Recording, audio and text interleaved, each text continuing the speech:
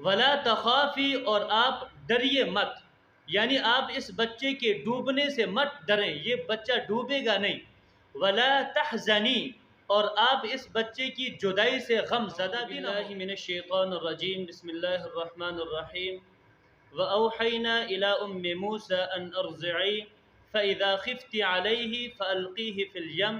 ولا تخافي ولا تحزني إنا رادوه إليك وجاعلوه من المرسلين صدق اللہ العظیم۔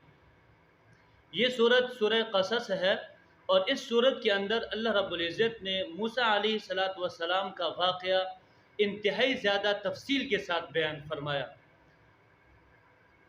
حضرت موسیٰ علیہ السلام جس دور میں پیدا ہوئے، اس دور کا بادشاہ فرعون تھا، جو انتہائی زیادہ ظالم بادشاہ تھا، اور فرعون کو کسی نجومی نے یہ خبر دی تھی کہ بنی اسرائیل میں ایک ایسا بچہ پیدا ہوگا جو آپ کی سلطنت کو، آپ کی بادشاہت کو ختم کر دے گا۔ تو فرعون نے اس ڈر کی وجہ سے کہ میری بادشاہت ختم نہ ہو جائے، بنی اسرائیل میں جتنے بھی بچے پیدا ہوتے تھے ان کو قتل کرنا شروع کیا، یہاں تک کہ ایک بڑی تعداد میں بچوں کو قتل کر دیا۔ تو فرعون کے جو دوسرے وزیر تھے، ان لوگوں نے یہ مشورہ دیا کہ اگر آپ ایسے ہی بنی اسرائیل کے بچوں کو قتل کرتے گئے تو پھر تو بنی اسرائیل کی نسل ختم ہو جائے گی، اور ہمارے کام کاج کرنے والا کوئی باقی نہیں رہے گا، تو پھر ہمارے کام کاج کون کرے گا؟ تو پھر فرعون نے یہ حکم نامہ جاری کیا کہ 1 سال میں پیدا ہونے والے بچوں کو زندہ رکھا جائے، اور 1 سال میں پیدا ہونے والے بچوں کو ذبح کر دیا جائے، قتل کر دیا جائے۔ تو حضرت موسیٰ علیہ السلام جس سال پیدا ہوئے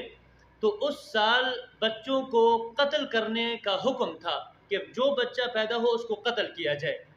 تو موسیٰ علیہ السلام جب پیدا ہوئے تو موسیٰ علیہ السلام کی والدہ انتہائی زیادہ غمگین اور پریشان تھی کہ اب بچہ پیدا ہو گیا، جب لوگوں کو خبر ہوگی کہ اس گھر میں بچہ ہے تو وہ آ کر کے قتل کر دیں گے، تو انتہائی زیادہ پریشان تھی۔ تو اللہ رب العزت نے حضرت موسیٰ علیہ السلام کی والدہ کو تسلی دی اور فرمایا کہ وَأَوْحَيْنَا إِلَىٰ أُمِّ مُوسَىٰ أَنْ أَرْضِعِيهِ، کہ ہم نے اس کے دل کے اندر الہام کیا، ہم نے موسیٰ علیہ السلام کی والدہ کے دل کے اندر یہ بات ڈالی کہ آپ اپنے بچے کو دودھ پلاتے رہیے۔ فَإِذَا خِفْتِ عَلَيْهِ فَأَلْقِيهِ فِي الْيَمِّ، بس جب آپ کو خوف ہو اس بات کا کہ اب لوگوں میں خبر پھیل چکی اس گھر میں بچہ ہے، اور فرعون نے اپنے سپاہی بھیج دیے اس بچے کو قتل کرنے کے لیے، جب آپ کو اس بات کا خوف ہو جائے تو فَأَلْقِيهِ فِي الْيَمِّ، تو پھر آپ اس بچے کو دریا کے اندر ڈال دینا، صندوق کے اندر بند کر کے۔ وَلَا تَخَافِي، اور آپ ڈریے مت، یعنی آپ اس بچے کے ڈوبنے سے مت ڈریں، یہ بچہ ڈوبے گا نہیں۔ وَلَا تَحْزَنِي، اور آپ اس بچے کی جدائی سے غم زدہ بھی نہ ہو۔ إِنَّا رَادُّوهُ إِلَيْكِ، اس لیے کہ ہم اس بچے کو واپس آپ کی طرف لوٹا دیں گے۔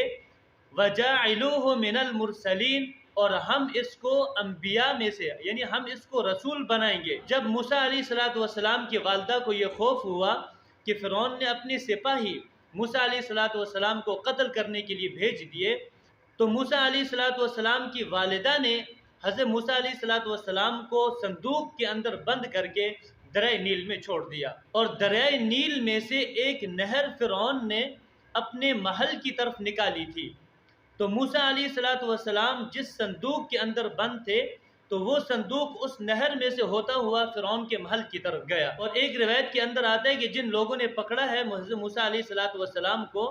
وہ لوگ یعنی اس دریائے نیل پر ویسے سیر و تفریح کے لیے آئے ہوئے تھے۔ تو بہرحال ان لوگوں نے موسیٰ علیہ السلام کو پکڑ لیا اور اٹھا کر کے جب دیکھا کہ اس کے اندر تو ایک حسین و جمیل اور خوبصورت بچہ ہے، تو حضرت آسیہ جو فرعون کی بیوی تھی، انہوں نے یہ بچہ فرعون کے سامنے کیا اور فرعون کو یہ کہا کہ اس بچے کو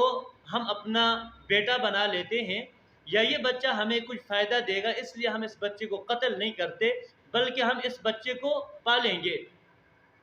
تو حضرت آسیہ نے موسیٰ علیہ الصلوۃ والسلام کو پالنے کے لیے فرعون کو راضی کر لیا۔ تو اب یہ آج کا سبق یہیں تک، انشاءاللہ کل کے سبق میں یہیں سے آگے انشاءاللہ اس واقعے کو پھر سے شروع کیا جائے گا۔ اللہ تعالی ہم سب کو عمل